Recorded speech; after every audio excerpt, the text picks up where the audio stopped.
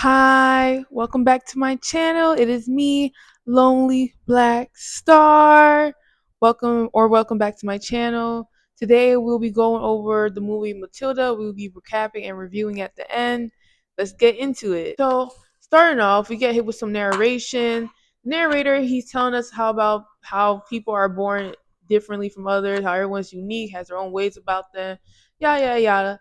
And as he's saying these things, one of the nurse, like there's a baby that we see, and the nurse he picks, no, not he, she picks up the baby and she's showing the baby to the father, and the father he's just looking at her like he's looking at the baby like he got the ick from her, so he leaves. He just storms off with an attitude, and you can already tell he's one of those parents. In the next scene, you see Harry Wormwood, and that's the name of Matilda's father, and Zinni. I don't know. I forgot how they said her name.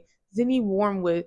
They're both like storming out the hospital, upset about not only having a baby girl, but also upset about the bill. Harry's reading off the billing list, talking about $9 for soap, which he's valid for that. He's valid for that. And then he also said $5,000 for like the whole bill, and it's like he's also valid for that one. Like, I can understand because like hospitals are mad expensive for no reason, so I understand his frustration. But he ain't. I am not on his side. He is not a good father, and we watch the movie, you know that. So spoiler alert. So now they're in the car, they're driving, and they put Matilda in the back seat. Like, no, there's no car seat. I mean, she's in the car seat, but there's no strapping in the car seat. They just toss her in there with her brothers, her older brothers in the car, and you already know her older brother's annoying. Like, he's just looking at her, just doing so, just annoying. And they're like driving crazy in the car, like they're not caring about a whole newborn baby. They don't care, like, and it sets the tone of what kind of family this is. Like they're just not, they're just very neglectful people early on.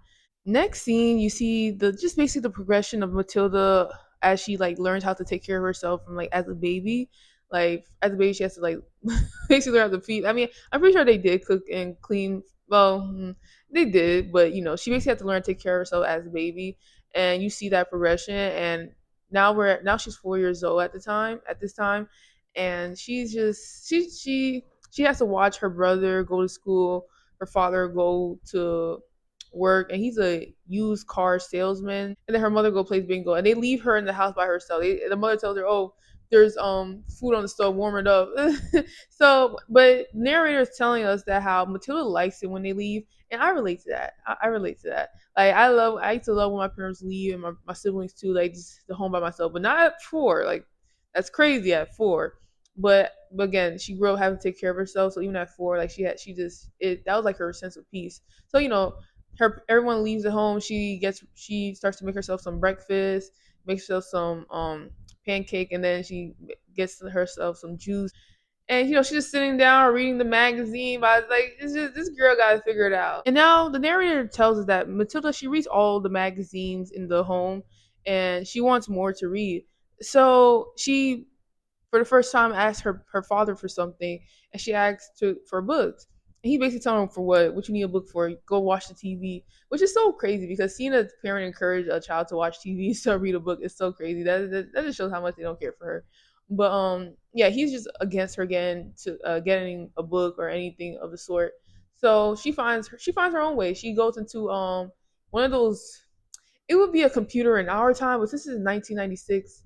It would, or maybe 1995. I don't know when they filmed. The movie came out in 1996, but they filmed a little earlier. But it's kind of like back in those times, they didn't really have computers like that, or if they did, it's very much that everyone had access to that. So she goes into like an address book. That's what it is. And she goes in this address book, and she's looking for the library, and she finds it, and she ends up walking there by herself. Mind you, a 4-year-old walking by herself to the library, and it's like 10 blocks away.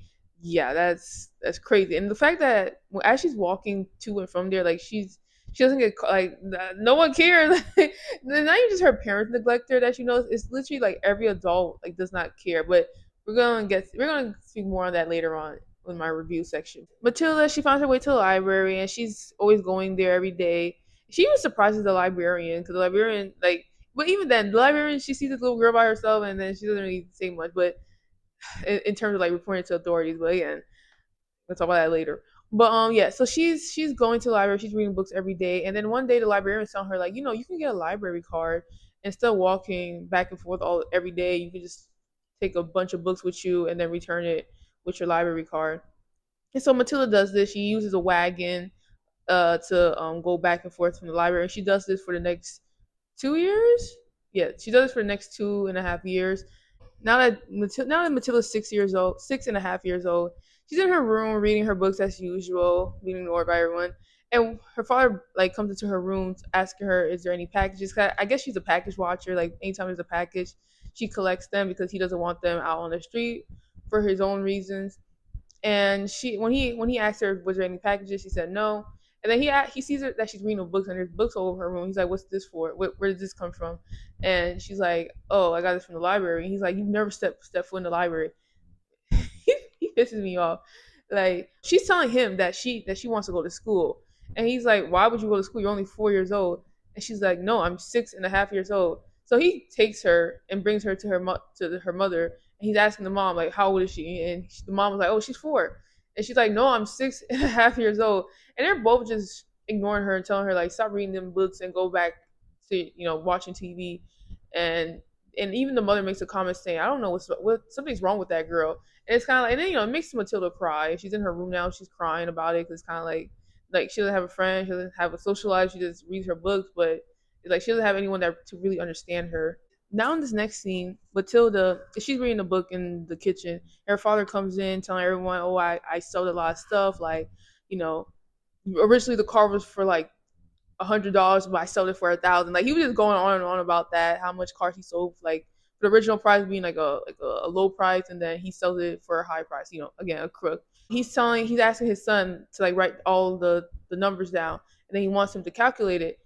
And before the son's able to like get the calculations right, Matilda she says how much it all was in total, and they're surprised by it. But they tell her that she's a liar, that she cheated because she saw the ticket from far away, and she's like, "How would I see from far away?"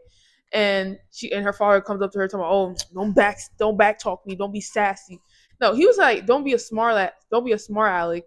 And she's like, "Damn, you gonna punish me for being smart?" She didn't say it like that, but it's kind of like you really about to punish me for being smart. And then he told her every person should be punished or every person should receive consequences for their actions, something along those lines. And the narrator was like, because he said person and not child, Matilda took it as a way like, "Oh, I can punish adults when they do wrong." So now she come up with a plan. So now, look, everyone's asleep, and she wakes up early, and she goes into her parents' room, and she goes into the bathroom, and she takes her dad's oil that he always used to slick back his hair. She takes his oil, and she takes her mom's bleaching solution, and she mixes them together, and she puts it back, and she crawls out the room before she gets caught. She almost thought she got caught, but she didn't. And she crawls out the room so no one knows it was her. Her father, he's now that he's awake, he's in the bathroom and he's like putting the oil in his ear. And he called his son to the room, telling him like, "Oh, you want to come to work with me?" And you could just see him just slicking the thing in his hair. And we're just watching like, damn, she got him. And now I think an hour or so later, everyone else is in the kitchen eating their breakfast, and he comes in, and you already see his hair is literally half blonde, like the top part is blonde, and his son is shocked, his wife is shocked. Matilda damn near about to laugh, like she got him. He decides to still go to work, and he brings both his son and Matilda to work. While they're going outside, they have some car parts in their hand, and they're like loaded into the car.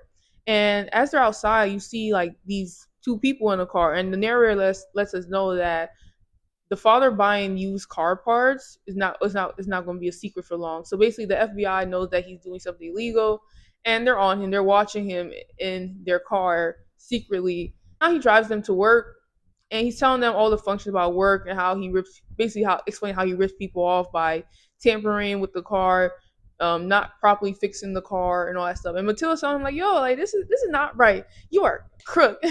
It's so cute the way she does it. It's like, oh. And he's telling her like, "Girl, get out my face." And he says these lines. I think they're like these infamous lines that he says. He's like, "I'm smart, you're dumb. I'm big, you're small. I'm right, you're wrong." And he says that to Matilda, and then he goes about his business. But mind you, he takes off his hat, like 'cause he leaves. I don't know if I mentioned this, but he has a hat on when he's entering the car when they're about to go to his work, and he takes his hat off at some point and he puts it down. And Matilda, she sees that After he says that to her, Matilda, she takes super glue and she puts it in his hat and she hands it back to him when they're about to leave. The mother pulls up with a new car that she just recently bought. They're going to a restaurant to celebrate, and as they're entering the restaurant, the wife is telling him to take his hat off. And he tries to take it off, but he's like, I can't take it off. And she's like, bro, this is a really, fancy, classy place. Take a hat off. And he's like, I can't. So she just like she starts pulling on his hat. She just starts pulling on it.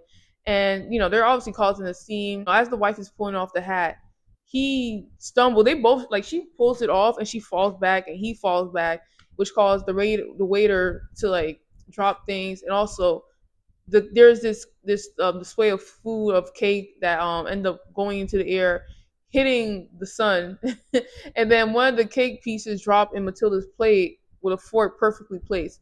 And I have a theory about that. I was wondering, like, did her powers activate at that time? Like, or maybe activate when she was younger, but this is like really the first instance of her powers, showing through. Because as a kid, I never realized that, that her powers activated at the time. I thought it activated a little later, but yeah. So that basically happened, and she happily eats her cake. So because their dinner plans failed, they end up eating TV dinner at home. And everyone's eating but Matilda, and the father is saying from now on everyone has to listen to me. And he says now we're going to eat and watch TV. Matilda, she just doesn't care, like she's just reading her book. And the father, he's bothered by her reading a book. He gets up and gets in her face and talking about, are you not part of this family? And she's like, I am, but I want to read this book. And she's telling him that it's a Moby Dick book. And he's like, I don't care. And he rips up the book. And she's like, this is the library book. Like, you can't just do that. And he doesn't care. He straightens out her body because she's laying down on the couch. He straightens her out and holds her head to force her to watch TV. And everyone's laughing around her. And she's just glaring at the TV so intensely until it just explodes. And they're shocked, of course. And Matilda's like, I didn't do it. They're just like, whatever. Now our TV dinner plans is ruined too. So now the following scene, we see Harry, the father, and Miss Trenchable meet each other. And they're introducing each other. They're introducing themselves to each other because she wants a car, and she's telling him that I'm a principal of an elementary school, and I do not play with these kids. I hate kids. I think they all shouldn't exist. Like she just she just laying on pretty thick with that. And yeah, so basically they're exchanging information and stuff. And then the following scene, he tells Matilda, okay, you're going to school, and she gets happy because like finally, like I'm finally going to school. And now the following day, he drives her to school, and she's happy. Like it's not exactly her expectations, but anything to get out the house and finally have a school life is it's like happiness for her. And she's just walking around, seeing everything, seeing everybody, have fun. And the next thing you know, the kids scatter and they're scared because Miss Trenchable is coming out the building, and they're all in the front yard. They're all outside in the front yard, and she's coming out, and they're just in. You would thought it was the military the way they ran, and they just they're in order. They're just trying to like not get on her bad side.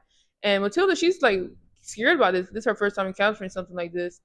And so she hides. And when she's hiding in this little spot, she meets Lavender. They're talking about like, how Miss Trenchable is a little scary. No, not a little, but pretty scary.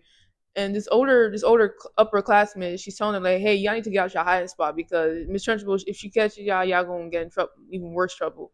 So they come out and they're like gossiping about like how Miss Trunchbull, they're telling Matilda that Miss Trunchbull has done some like terrible things to kids. Like one time she threw a kid out a window and stuff, and she just does all these horrible things. And it's like, what kind of school is this? When they're talking, Miss Trunchbull, she notices a student. She's like, ooh, fresh meat. And she moves Matilda out the way, and she looks at this little girl. I mean, she goes after this other little girl, and she's asking her like, "Hey, take these pigtails out. Are you a pig?" And the little girl's like, "Oh, but my mommy." And because she said "but," because she questioned Miss Trunchbull ends up grabbing the girl by her pigtail, winding her up, like spinning her, and throwing her across the yard. I'm just like, what the heck? I was shook it. And as a kid, when this scene happened and the girl like she got past the fence without impaling herself, I was like, did Matilda use her power? Like I always thought Matilda used her powers, and I still kind of do, but the movie doesn't always make certain things obvious. Like it makes it obvious at certain times, but other times they don't make it obvious that if Matilda using her powers or people are just getting lucky. Just like with the cake scene, I don't know if she used her powers or if she just got lucky. After the girl survives being thrown over her fence and she has some flowers in her hand, they all they all head into class, and we meet Miss Honey. She is Lavender and Matilda's teacher. Miss Honey introduces Matilda to the class, and they take their seat. And Miss Lavender, Miss Honey, she's going over like like she's just kicking it with her kids, like joking with them and asking them about the multiplication, and they're very quick with it. You know what I mean? And then she made a joke about um multiplying these big numbers, and Matilda instantly answers it. Like everyone else laughed, but Matilda answers it, and she does it right. And Miss Honey's impressed. She's like, "Oh my!" And she's very like proud of Matilda. Like she's like happy. And but the narrator lets us know that Miss Honey, she's a nice woman, but she has a dark past. We're going to get, and they're going to talk more about that later on. And so, as they're all working on their assignment, Miss Honey leaves the class, which leaving some little kids in the classroom by themselves, like times were different back then. Like, I feel like people were like, you could say it's a movie, but I don't know. I feel like people were doing that in general back then. She leaves the classroom and she goes to the headmistress, Miss Trunchbull's office. She's letting Miss Trunchbull know, like, hey, Matilda's very smart, and she's like, that dumb little girl, like she's not smart. And Miss Trunchbull, she's being a hater, talking about how no kid is smart, and like and then she tries to gaslight Miss Honey, and turns it on her, like, oh, because Miss Honey suggested that Matilda goes to a higher up class, and Miss Trunchbull was like, "Oh, you just don't want to be a teacher. You just afraid of the girl." She's like, "You need to be Matilda's teacher. She's not going to no other grade." And call it a day. She kicks her out her office. Same day at night, Miss Honey goes to Matilda's home, and she's letting. And first, the father's not trying to let her in. He's just trying to like close the door on her. But she insists, and she comes in, and she's explaining to the parents how Matilda's a really smart girl, and which they scoff at, and she's telling them, like, she's very bright, like she has a very bright future ahead of her. And they're just letting, and they're very, you can tell the parents are very much against education, like as we already can tell from the beginning of the film.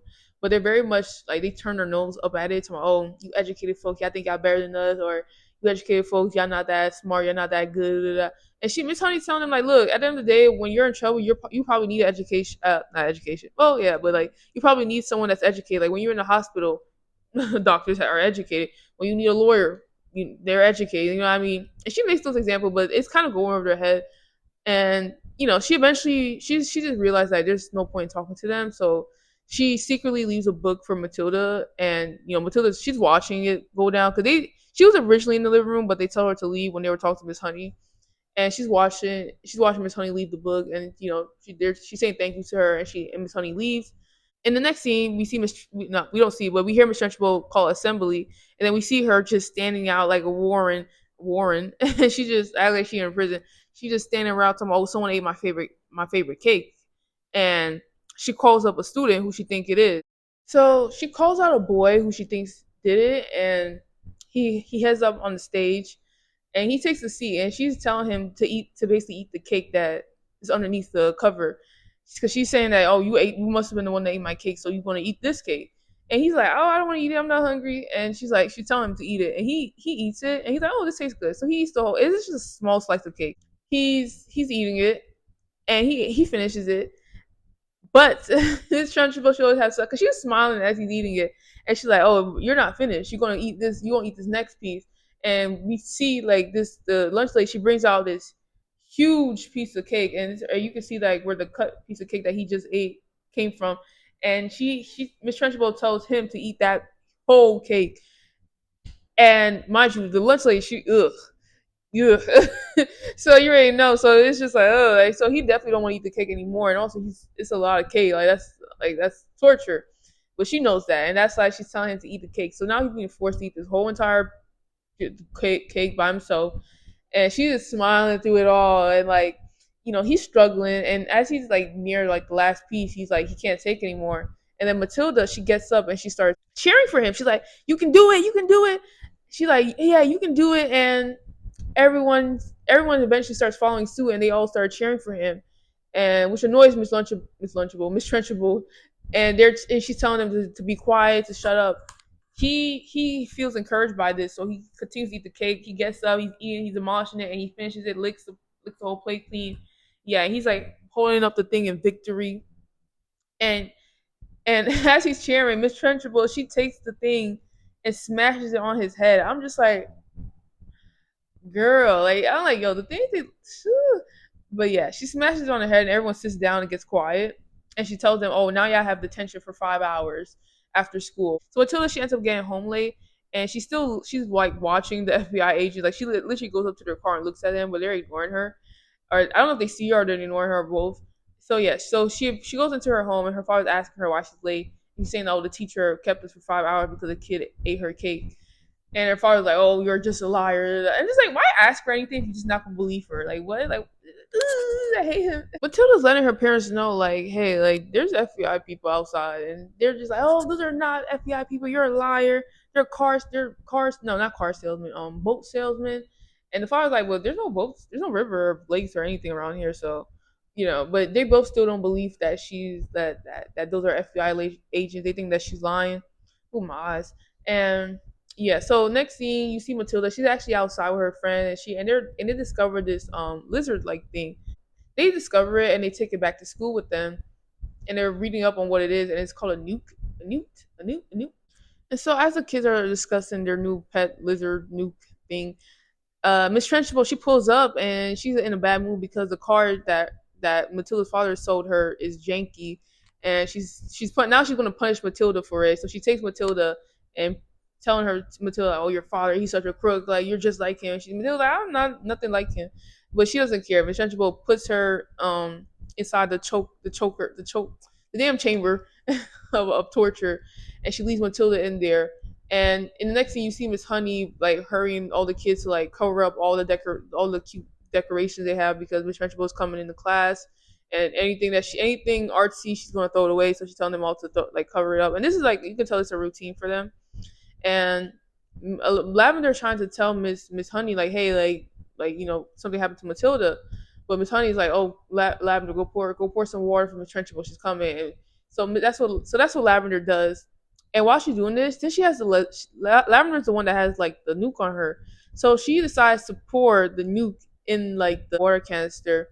As they're all trying to like sit down and hurry to sit down, Miss Trunchbull comes in, and they're all just quiet and scared of her. And so she goes around the class, just talking and stuff.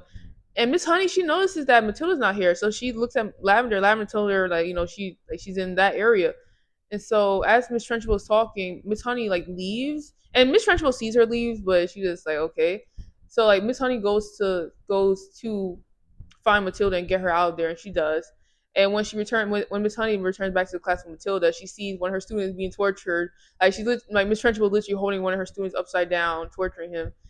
And yeah, so she stops doing that, and she takes note that how Miss Honey has done something interesting for once. Miss Trunchbull, she goes up to go get her water, and she's looking at the class when she's pouring out the water, so she doesn't see the nuke inside her drink.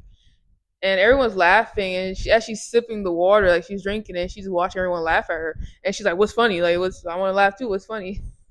And she eventually looks down, and she's scared. She's like, "Oh, a snake, a snake!" And then she's like, "Who did this?" And Matilda raises her hand, but she wants to let her know like that's not a snake, it's a nuke. And Newt Miss Trunchbull was like, "Oh, you're the one that did this," and she's like, "How? Like, I didn't do this." Like, and Miss Trunchbull doesn't believe her. So Miss Trunchbull decides to like talk stuff about Matilda's father and just Matilda's whole line. She's just talking crap about Matilda and stuff. And so Matilda, because of how she's talking to Matilda starts to glare at the cup of water with the nuke in it, and it explodes, and the nuke gets on Miss Trunchbull, and now everyone's laughing. Miss Trunchbull is freaking out, and so eventually she ends up launching the lizard, and the lizard onto the light, and then it lands into a student's hands. Miss Trunchbull, she's now blaming Matilda for that too, and Matilda's like, "I didn't do it." And then Miss Honey also affirms like, how would she be able to like break the glass if she's sitting right here? And so Miss Trunchbull, she retreats, but she's still on Matilda. She's like, "Oh, I'll get you." Like, and so when class is finished, Matilda goes up to Miss Honey and was telling her like, it actually was me that broke the glass. Like, I was the one that did that. And she tries to demonstrate how she did it, but she can't do it. So Miss Honey doesn't like necessarily believe her. She invites her to her home after school, and also I'm gonna make a comment on that. I'm gonna make a comment on a lot of things. On their way to Miss Honey's home, Miss Honey's telling her about a story about a girl, which is really Miss Honey. She's telling her story. So Miss Honey's telling her story about how when she was a little girl, she had a loving parents, but then her mom passed away because of sickness. And because her mom passed away, her mom's stepsister, which is also her aunt, which is also like Miss Honey's aunt, she comes in to help take care of Miss Honey and I guess the father. And but eventually the father ends up dying from mysterious circumstances. Well, the police ruled it as Miss Trenchable is the last person to take care of Miss Honey. So yeah, she basically kind of was raised by her, but eventually Miss Honey ended up leaving Miss Trenchable and finding her own little cottage, little place. And so now they don't live with each other. So now they're in Miss Honey's little small cottage looking home, and there Miss Honey's like reminiscing on her childhood and how like you know how she had like valuable things that she left when she ran away from Miss Trenchable's home, and she had to leave all those things there. The doll her mother gave her, and she's also talking about these chocolates her father used to buy, but Miss Trenchable wouldn't allow her to eat any of those chocolates. She would eat it right in front of Miss Honey's face instead. So Matilda's hearing all this, and she tells Miss Honey like, we should like basically, we should go get them treasures back, or she said something along those lines. So they decide to go break into Miss Trenchable's house, and while they're like outside her home, they're like watching her leave, and she has all these weights and stuff. I guess she's going into training for something, but she's leaving in a like kind of like not in a hurry, but like with all these stuff. So now they're in Miss Trenchable's home after she leaves, and they're just like exploring the home. They go into the living room and they see the chocolate that Miss Honey was talking about, and Matilda was like, "Oh, you should take some," and but Miss Honey was like, "Oh, but Miss Trunchbull would know if someone took it." Matilda decides to go upstairs to go explore upstairs, and Miss Honey she goes after her, but she didn't close the chocolate box properly, so it's gonna be important. So they go upstairs into Miss Honey's old room, and it's very dusty in there. Like I'm like, damn, Miss Trunchbull, you could clean up in here a little bit, like damn. But yeah, she did go into the room and they're looking at things, and they even see like Miss Honey's old doll on the bed, the one that her mother gave her, and also they see a portrait of Miss Honey's father. His name is Magnus, and Matilda was telling her like, I don't think your father committed. And Miss Honey was like, yeah, I don't think so either. As they're like exploring and stuff, we see Miss Trenchable. She's like her car again is janky, so she doesn't really get to her location. But she like lifts up the car and she drags it back to her home. Like she doesn't get far, but to lift up a car and drag it back to your home is crazy work. But yeah, she goes into her home. Like Miss Trenchable ends up back in her home, and she's like on the phone with like I think Matilda's father or the company of Matilda's father, and she's letting them know how she's going to like basically get revenge for like selling this janky car to her, and like she's just going off on them, and Matilda and Miss Honey hear all this, and they're watching her from upstairs, and they're being careful not to be spotted by her. Miss Trenchable she notices that her chocolate box has been opened because again Miss Honey didn't close it back properly, so she's like she already knows someone's in her home. So she goes on a hunt. She's looking for them. They hiding. They split up at some point. They're hiding from her. Like Miss Honey tells Matilda to go to hide somewhere else. So they end up splitting up. Miss Honey tries to distract her. Miss Honey tries to distract Miss Trenchable, but Miss Trenchable she jumping downstairs. She's like, and being in a situation like that would be both terrifying but kind of fun at the same time. Like at least for me, that's kind of like that adrenaline rush. Both Matilda and Miss Honey are like trying to like look out for each other. Like they're both causing distractions to like get Miss Trenchable off their trail, and you like eventually they do escape like after after all that running around, and Miss Trenchable doesn't know it was them, but she might have a little feeling, but she doesn't know it's them. So they eventually end up back in their home. So Matilda she ends up back home, and she sees her mom talking to the two FBI agents who are saying that they're boat salesmen, but they're not. So Matilda's like, like, girl, these are FBI agents. She says it to their face, but the mother's like, oh, these aren't FBI agents. And the father eventually comes home too, and he's just like, why are these two men in my home? Like, I worked mad hard just for you to have these two men in my home. And again, the mother's trying to defend herself, but then Matilda's telling them like, these are FBI agents, but again, they don't listen to her. And the father, he's telling them off, and the mother's just like, I don't want to just talk to these kids all day. Like, damn, like I want to talk to other people. So she goes into her room, and then Matilda, she's like staring at her door as she's like the door in her room, and she's like trying to like get it to move. It's kind of moving a little bit. So she asks her dad to yell at her, and he's going off to her, I will hit you and all that stuff. And as she's coming closer, like she's able to like slam the door without touching it with her mind, and she closes the lock on the door too. So now Matilda's like, okay, let me practice using these powers. So the way she practices by like basically thinking about all the moments that people have talked down on her, which is like a lot of moments. And she's thinking about her parents, what they've said about her, and she uses that to move objects. And so she practiced with this every day. One day when Matilda was home by herself, the FBI agents decide to make a move. So they go into her open garage door, and they're like looking for certain things. They're looking for like they see a box and they try to take it. But Matilda, she's watching them. Like she's like outside watching them. So Matilda's making the box move with her mind as they're trying to get it. And she calls them out, which surprises them. And she's telling them like, "Hey, y'all gonna get in trouble for this. I know the law." She's telling them like, "Yo, if y'all don't got a warrant, you can't be searching people's home. Y'all don't get in trouble." They back down from her and they leave. The same night, Matilda decides to go back to Miss Trenchable's home, and she leaves her home at night, and no one cares. I mean, her brother asks her where she's going, but she don't care. And he tries to like throw something. He throws a carrot at her, but she uses her mind to throw it back at him, which surprises him. But whatever. And so she ends up back in Miss Trenchable's home. She's outside.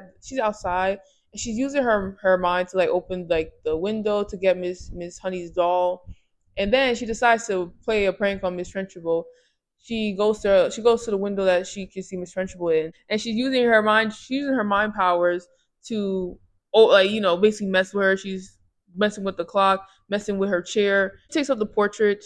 First, she takes down the portrait of Miss Trunchbull, and she puts in the fire, and then she replaces it with Miss Honey's father, Magnus, on the wall. So she's trying to give haunted. She's basically trying to make it seem like it's haunted by using her mind. All this is scaring Miss Trunchbull because she's like, "What the hell? Like, is there a ghost in here?" But this is all Matilda, and then also Matilda. She also takes the two chocolates. So she basically leaves, but before she leaves, when she was like getting down from the top from the tree, her ribbon comes out of her hair and it gets caught up. And when Miss Trunchbull was freaked out from all the things that was happening in her home, she runs out, and Matilda's red bow ends up on her car, and Miss Honey was like, she smells it, and she's like, I know who this is. I know who this is. So the following day, now that they're at school, Matilda is telling Miss Honey like, hey, like here's what I got. And she's shocked, like she's like, oh, like because Matilda hands her like her doll. She's like, where, like, how'd you get this? And she. But before she can really properly explain, Miss Trunchbull pulls up, and Miss Honey has to hide the doll behind her back. Miss Trunchbull is just happy. She's looking happy, like because you already know she wants something.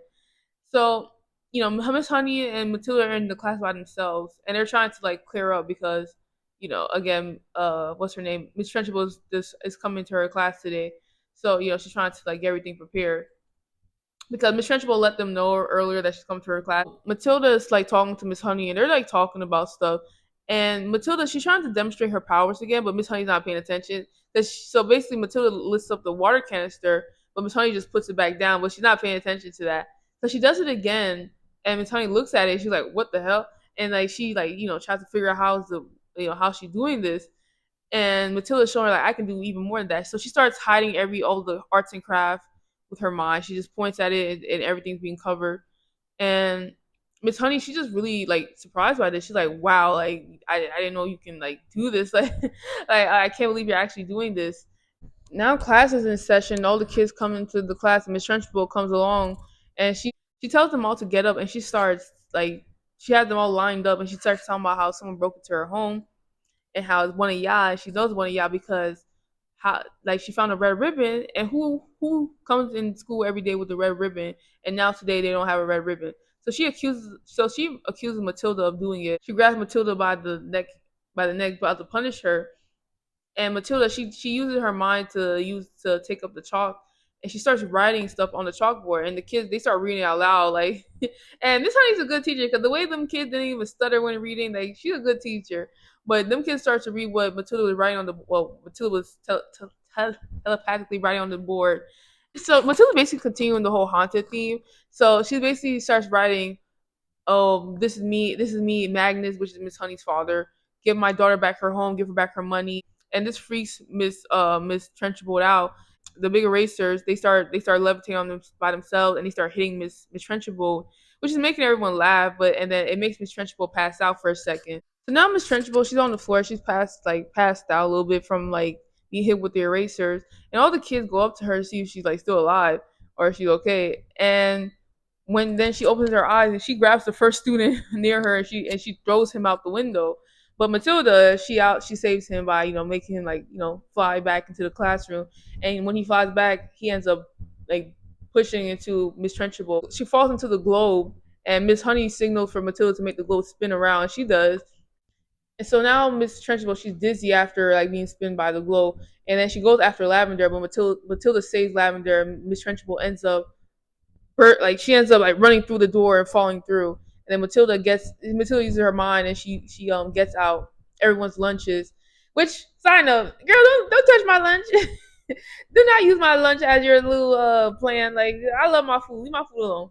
But yeah, she takes everyone's lunch with her mind and she like trashes Miss Trunchbull. I'm gonna call her Miss Lunchable. The kids in the other classes they come out to see Miss Trunchbull like being hit with lunch with like food, and so everyone decides to get their lunch and start throwing their food at her. And like everyone, the whole entire school is throwing their food at her. She's walking in shame. It reminds me of that one scene that one scene of Game of Thrones. Like if you know, you know.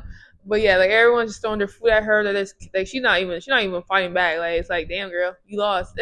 So yeah, she's just heading into her car, driving off in shame. And everyone's just like still throwing things at her and they're celebrating as she's leaving. And yeah, so now the final scene of the movie, we see Matilda eating with Miss Honey, and they're having a good time. And Miss Honey, she got her house back. The house looked way much better because the house when Miss Trench was living in was not it. But now that Miss Honey got the house back, she's like it's painted, looks nice, and she's having a good time with Matilda. But then Matilda's mother pulls up with like the father and the son, and Matilda's mother letting her know, oh, we going to Guam permanently, like we're having a permanent vacation. Matilda's like, no, I love it here. I love my teacher. I love my school. I don't want to go with y'all. And they're like, look, we don't have time for this. We gotta leave. The FBI on us. Like them sales people they're actually FBI people. And Matilda's very adamant about like not going with them. And Miss Honey's like, oh, I'll take her. Like, I'll take her. And they're like, look, we don't got time for legal stuff. And Matilda's like, wait, I got some legal documents on me. Let me take out the book bag. So she does that. And they're like, when did she get that? And she's like, oh, from the library. So the mother, she's like, you're my only daughter, but I don't understand you. Give me the pen. So she ends up signing, and then the father ends up signing. So now officially, Miss Honey, she is Matilda's guardian, and they're happy with each other. And now we see a montage of them being happy, living their best life. And yeah, they finally found someone for them, and now they're happy. The end. So my final thoughts on this is that everyone, all the adults in this story is crazy. Like they're all just crazy. Like it's like, are y'all good? Like the first from Matilda's parents not caring about her until like even random like the regular like not regular but like the other adults like not caring. Like literally the only person that cared about her was Miss Honey. I wouldn't really credit the librarian too much because again, you see a little girl coming by herself. Like yeah, she was helpful, but it's kind of like you should have reported that in my opinion because it's kind of like seeing a little 4 year old go walk 10 blocks by her. Like girl, this, like again back in those days, I know people used to allow kids to go to like everything by himself, but like, come on now. There's like certain things like, come on. But yeah, the only person I ever cared about her was Miss Honey. And it shows like, yeah, there's it sucks when like you don't have parents that don't care about you and like neglectful in so many ways. But it is nice to see that they both found someone for them because Miss Honey, she also been through a lot. She had Miss Trunchbull as an aunt, and Miss Trunchbull has allegedly unalived her father. So it's kind of like, you know, they both been dealt a bad hand in a sense. So it's kind of like they found their person. You know what I mean? And now I don't know if it's gonna be. It probably is gonna be mother daughter relationship, but again, they just found each other, and I do love that. Like you might not have been dealt the best cards, but there is someone that does love and care about you, and I do like that message that the movie's given. And honestly, when I was rewatching the movie, I was thinking to myself, was Matilda's powers necessary? Because it didn't feel necessary. Like as a kid, that's what attracted me to the movie was the powers, so I can understand from that type of marketing point of view. But like when I was rewatching it, I was just kind of like, was was the powers necessary? But I can see why the powers were necessary, especially because like when she wanted to get Miss Honey stuff, like or like when she wants to get revenge on Miss Trunchbull, like certain things I can see why the powers are necessary, but like I don't know if you like that one kid from Home Alone, like you probably like I don't know because again Matilda's very smart. The movie makes it very apparent that she's smart and she knows how to like even for example when she got revenge on her dad, she did that pretty swiftly. And now granted, doing like a very like complicated plan like going to sneak into Miss Trunchbull's home and taking like the doll back, of course that would require more out of her. But like again, I was comparing it to Home Alone, like how again like he's this adorable boy, he found a way, you know, to like get those people out his home without taking stuff. But for Matilda, I was like wondering like could she have done the same thing? Because again, the movie kept talking about how smart she is, and how like you know what I mean. So it's kind of like I wonder was powers really necessary or was like you know I hope y'all get what I mean, but well, yeah. But overall, I enjoy watching Matilda. I love. It's one of my favorite movies. Like I growing up, and yeah, this is one of those childhood good movies. I think it aged well in a sense, but but that's one of my favorite movies, and I thank y'all all for like watching. Please don't forget to like, share, and subscribe. Please come back again for my next review. I hope y'all have a good time. I'll see y'all next time. Peace.